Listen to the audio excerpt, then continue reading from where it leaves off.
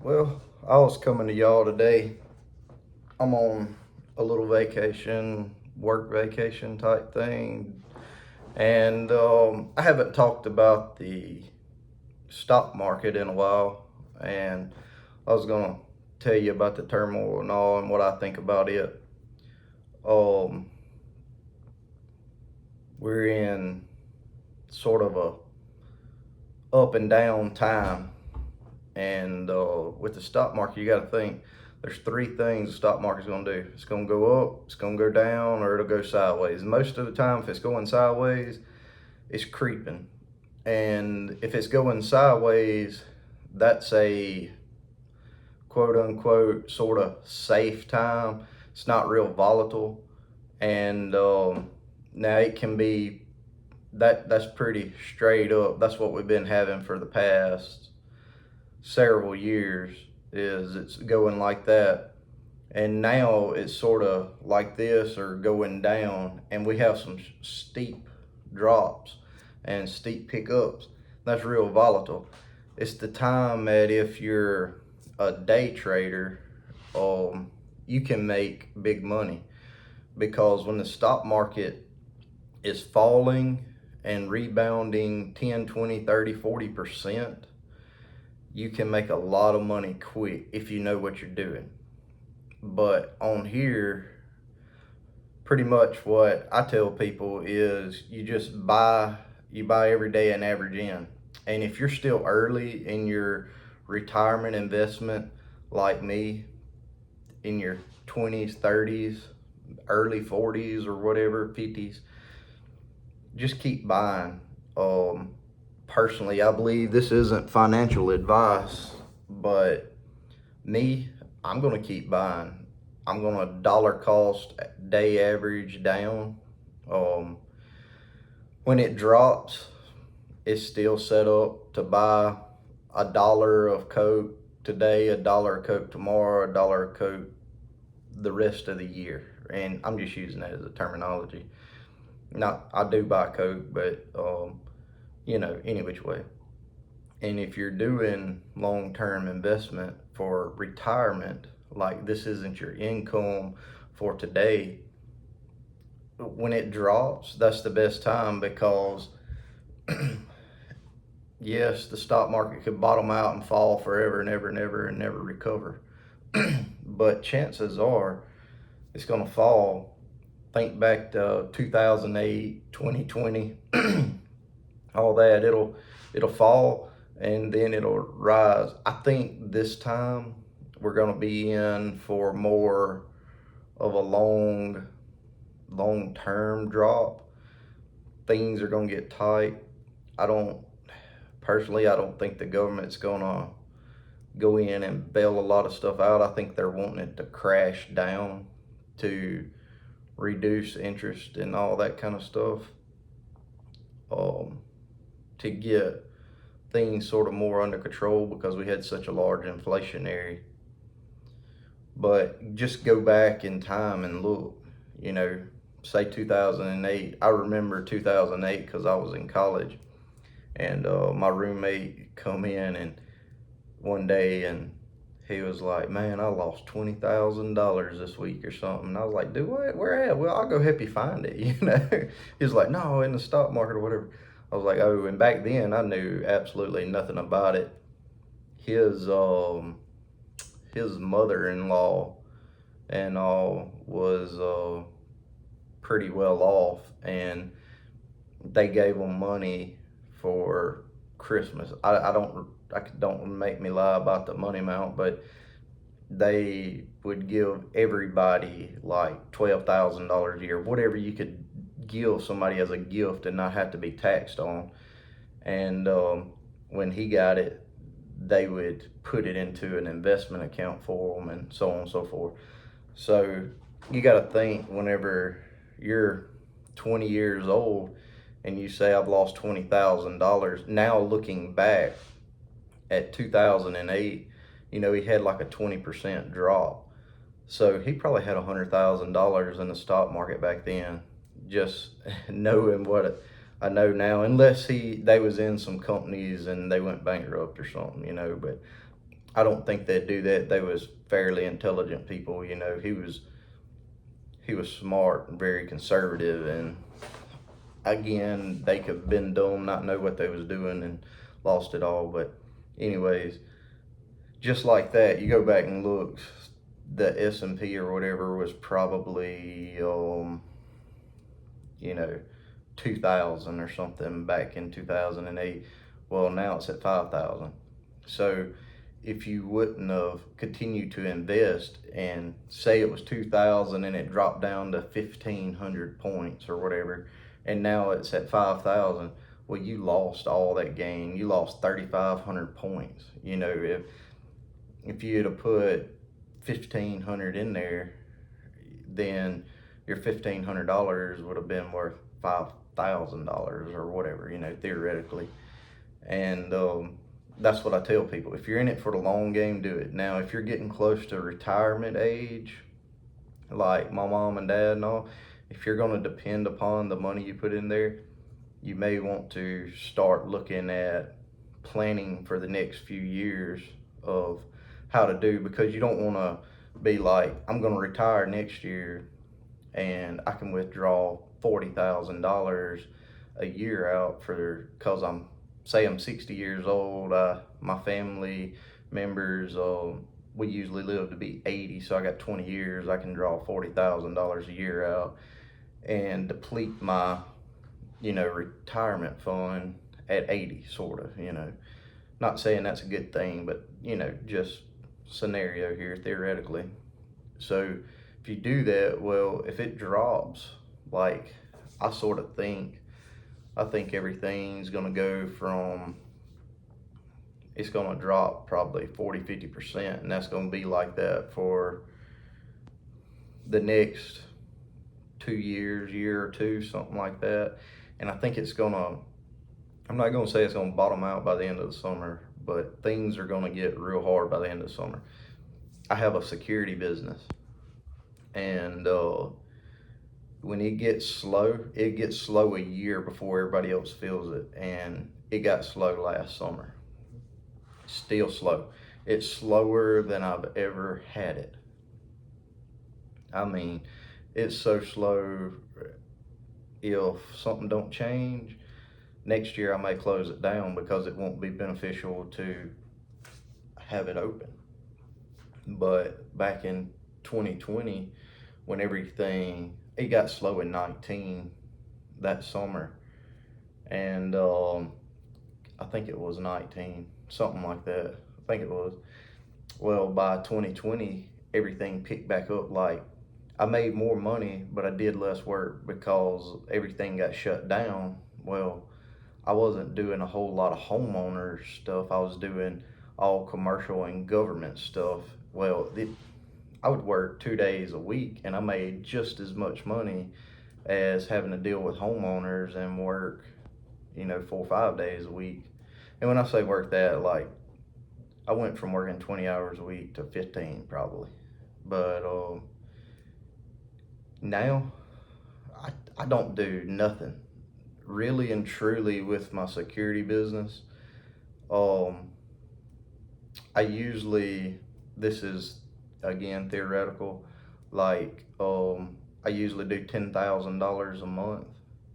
Well, I've done like $10,000 for the year, and we're in the fourth month. Usually by the fourth or fifth month, and when I say $10,000, like that don't mean every month. That's just sort of an average. So like I do $120,000 a year. And again, it's theoretical. I'm not giving you real numbers, but you do that. Well, now I've done 10,000 in 4 months.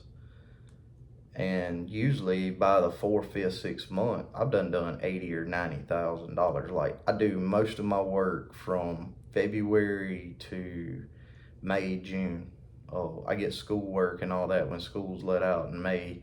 I'll do it, and I usually get then, and then in June, July, I do more school work, and a lot of times I'll do 10, 20, 30, $40,000 or something, then in just a couple months, and it'll boost it on up. And then by the end of the year, usually Thanksgiving, right around Thanksgiving, I don't do nothing till till about February. And that's when I do deer processing, because I don't do nothing very much. What little bit I do, I can go do, But yeah, it's been slow, bad slow. So if you've done pretty much a tenth or 20th of what you usually do for the year, and you're in the fixing to be the 5th month of the year, that's slow. Like, that is bad. And whenever it picks up, that's when I know. But see, the government messed up a lot of the money for um for the schools and health departments and all that. That's what I did on, and they haven't had the money to spend because they've been cut back so much, and it's played a toll on me.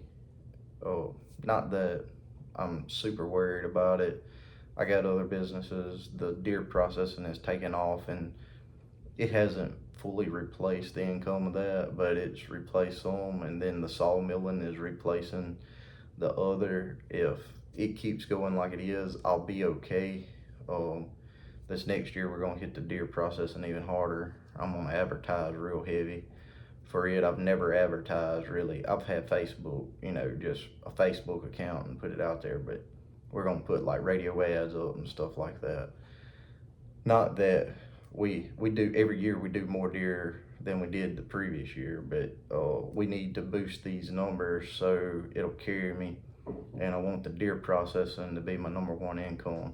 That way, I can work October, November, December, January, and be done. Which most of our work is mid-November till mid-February. We're pretty much done by mid-February. So you got 3 months. And again, this is theoretical, but if I can make $10,000 a month to put in my pocket to pay my bills for the year, hey, I'd much rather do that than work 12 months doing security work and put the same $40,000 in my pocket, or 30, or fill in however many dollar amounts you need to live off of. I try to keep number amounts low because I live in the poor South, and you may live in California and $40,000 a year won't cover whatever, but down here $40,000 is a good living. And same way with sawmill. I can sit at home and make more money sawing my own lumber and reselling it than I can traveling.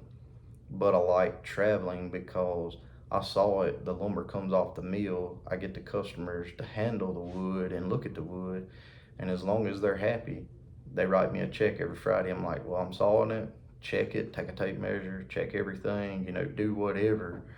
And whenever it's done, it's done. My lumber, I saw it, like I saw porch posts and stuff like that, and then make shoot houses as well. If they're not happy with it, they won't have to buy, which is fine, but we sell rough cut lumber. But you do that. And it's the same way with the stock market. It's gonna fall because businesses are slowing down. It's a new era. People aren't working. I don't think the population's as big as it used to be or something several years ago, because people aren't employed, or people are finding money some other way than doing physical labor, plumbing, electrical, whatever. I can't find help. I've never really been able to find help, but it is pretty awful now, and you can't find anybody good. People come and go when they come and please. But that's a topic for another video. But yeah, the stock market, I'm gonna continue to buy. If you got a secondary account that you're doing day trading, be very careful because you can get stuck. But you can buy going down, you can buy going up. And realistically, the last, I'm gonna say month, it probably ain't been that long, but April, with the volatility we've had, you could have, if you play with $10,000, there's no reason why you shouldn't be sitting on $100,000 right now. You could have theoretically made about that much money if you'd have put it in stuff that's relatively safe, and you know, sold it as it when it peaked, and then do options as you're going down and sell it whenever it turns and starts going back up, you know. And it's going to be this way. Again, I see it being like this towards the end of the summer. It'll sort of flatten out. And when I say the end of summer, I'm saying July, August, something like that. I'm down here in the South.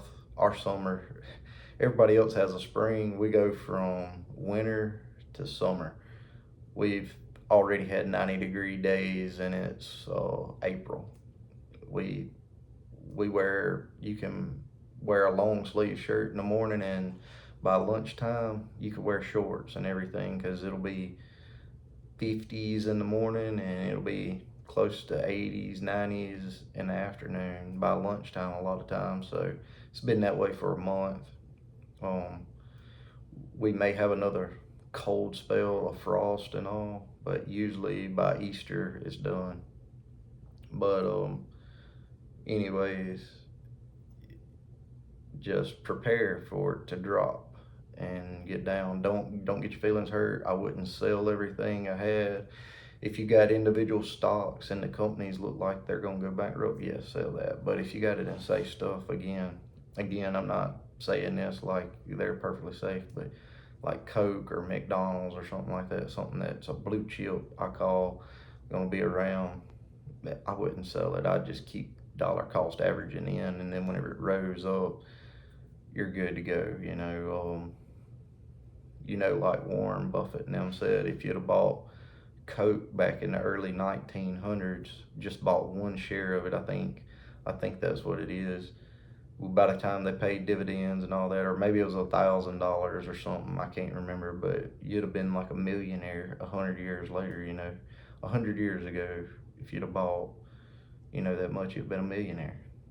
So just keep investing for the long term.